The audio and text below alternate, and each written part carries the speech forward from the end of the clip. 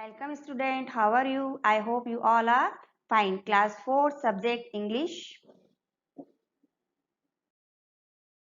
बच्चों, उम्मीद है आपकी गर्मी की छुट्टियां बहुत अच्छे से बीती होगी। हाँ, कोरोना वायरस के कारण आप बाहर नहीं निकले होंगे, लेकिन आपने घर पर ही बहुत एंजॉय किया होगा। इसी के साथ हम थोड़ी सी पढ़ाई शुरू कर लेते हैं। हम पढ़ते हैं आज इंग्लिश का lesson first, wake up. Wake up, it's a lovely day. Oh, please get up and come and play. The birds are singing in the trees and you can hear the buzzing bees. देखो बच्चों, यहाँ पर poet किसी को बच्चे को उठा रहा है। वेकअप, जागो जागो, इट्स अ लवली डे, यह कितना प्यारा दिन है। ओ प्लीज गेट अप, अब तो कृपया उठ जाओ, एंड कम एंड प्ले, आओ और खेलो। The birds are singing in the tree, पक्षी पेड़ पर गा रहे हैं। And you can hear the buzzing bees, और आप जो मधुमक्खियां होती है ना, छोटी छोटी, बीज का मतलब है मधुमक्खियां, उनकी भिन भिन भिन भिन करने की आवाज सुन सकते हैं। मधुमक्खियां कैसे घुन घुन करती है, तो यहाँ पर वो बजिंग का मतलब होता है भिन भिन करना। Wake up, it's a lovely day. Oh, please get up and come and play. It's much too late to lie in bed, so hurry up, you sleepy head. Wake up, जागो जागो, it's lovely day. फिर से वो कह रहा है, wake up, जागो जागो, कितना प्यारा दिन है। Oh please get up, please उठ जाओ, एंड कम एंड प्ले, आओ और खेलो। It's much too late to lie in bed, तुम्हें बिस्तर पर सोए हुए बहुत देर हो चुकी है। So hurry up, you sleepy head, अपने सोए हुए सिर को जगाओ। देखो बच्चों, यहाँ पर कैसे ये लड़का सोया हुआ है और इसको फिर सभी पक्षी पेड़ पौधे जो भी है भिन भिन करते हैं। सुबह सुबह आपको पता है ना, मुर्गी बांध देती है, तो आप कहते हैं सूरज का उजाला होता है तो आपको लगता है सुबह हो गई, उठो। इसी तरह से हमको प्राकृतिक चीजें उठाती है, तो कवि हमको यहाँ पर यही दर्शाना चाह रहा है। Wash and dress and come on out. Everyone is up and about. The cow, the horse, the ducks, and the sheep. The tiniest chicken. Cheep, cheep, cheep. Wake up. Wash and dress. अपना मुंह धो, dress change करो, and come on out, और बाहर आ जाओ। Everyone is up and about, सभी जाग चुके हैं, आओ देखो। The cow, guy, the horse, घोड़े, द डक्स, बदक, एंड द शीप, भेड़, एंड टाइनीस्ट चिकन, चिकन के छोटे छोटे जो बच्चे हैं वो भी उठ चुके हैं और चीप चीप चीप करके आपको उठा रहे हैं। जागो जागो। यहीं पर बच्चों हमारी पोयम समाप्त होती है। अब हम देखेंगे exercise. Connect the pair of sentences below using and और बट। हमारे पास ये दो सेंटेंस है, हमको इनको कनेक्ट करना है एंड से और बट से। जब हम दो सेंटेंस को कनेक्ट करते हैं तो वो सेंटेंस कंजक्शन सेंटेंस कहलाता है।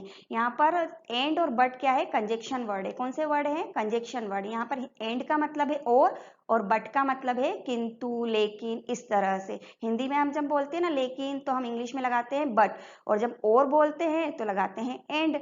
आया ना बच्चा आपको समझ में कि हमको एंड और बट का यूज कहाँ पर करना है। चलो आओ देखें हम कुछ नेक्स्ट सेंटेंस। जैसे कि फर्स्ट सेंटेंस है हमारे पास, it is time to get up for school.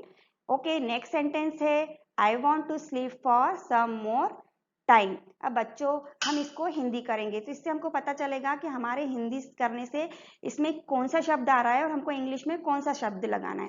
जैसे कि हमारे स्कूल का समय हो रहा था, it is time to get up for school, हमारे स्कूल का टाइम हो रहा है।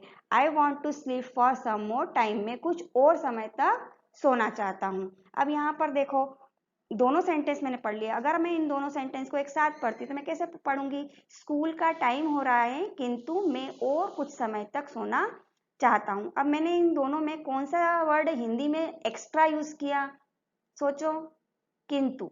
अब मैंने अभी बताया किंतु के लिए कौन सा वर्ड लगेगा, हाँ, बर्ड लगेगा। तो बट लगाएंगे और हम न्यू सेंटेंस बनाएंगे, it is time to get up for school but I want to sleep for some more time. School का टाइम हो रहा था किंतु मैं कुछ और समय तक सोना चाहता था। ये पूरा सेंटेंस बन गया। अब इसमें जो हमने बट लगाया है ये वर्ड कौन सा कहलाएगा? कंजक्शन वर्ड कहलाएगा। नेक्स्ट एग्जाम्पल का सेंटेंस है Sheila got some chocolates for her birthday. Next sentence पढ़ेंगे हम she got some new clothes too. अब देखो मैंने दोनों सेंटेंस पढ़ लिए। अब चलो हम इनका हिंदी करते हैं। Sheila got some chocolates for her birthday. Sheila के पास कुछ चॉकलेट थी उसकी बर्थडे के लिए, उसके पास कुछ नए कपड़े भी थे।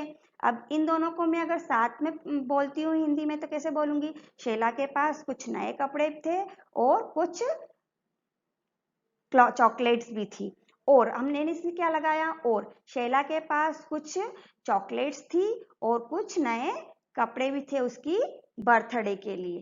तो ये इस तरह से और लगाया है मैंने। क्या लगाया है यहाँ पर? और। तो जब हम और लगाते हैं तो इंग्लिश में कौन सा वर्ड यूज करते हैं? एंड। क्या यूज करते हैं?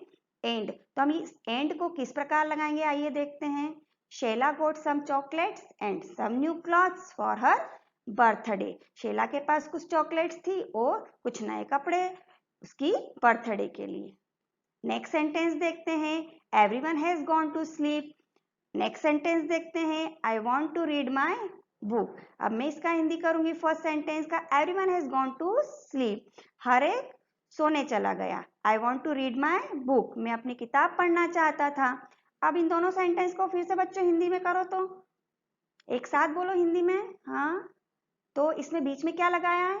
चलो मैं बताती हूँ। Everyone has gone to sleep, किंतु मैं वो किताब पढ़ना चाहता था। I want to read my book. हर एक व्यक्ति सोने चला गया था किंतु मैं अपनी किताब पढ़ना चाहता था। तो मैंने यहाँ पर बीच में क्या लगाया? किंतु। तो क्या आएगा? बट। तो हम इंग्लिश में क्या बनाएंगे? Everyone has gone to sleep but I want to read my book. इस तरह से यहाँ पर बट कौन सा, मैंने अभी बताया था ना बच्चों आपको कि ये बट कौन सा वर्ड कहलाता है? सोचो, कंजक्शन वर्ड। कौन सा वर्ड? Conjunction word. तो इस तरह से हमने इन सेंटेंस को जमाना सीखा। स्टूडेंट्स अब हम डिग्रीज के बारे में पढ़ेंगे। डिग्री क्या होती है?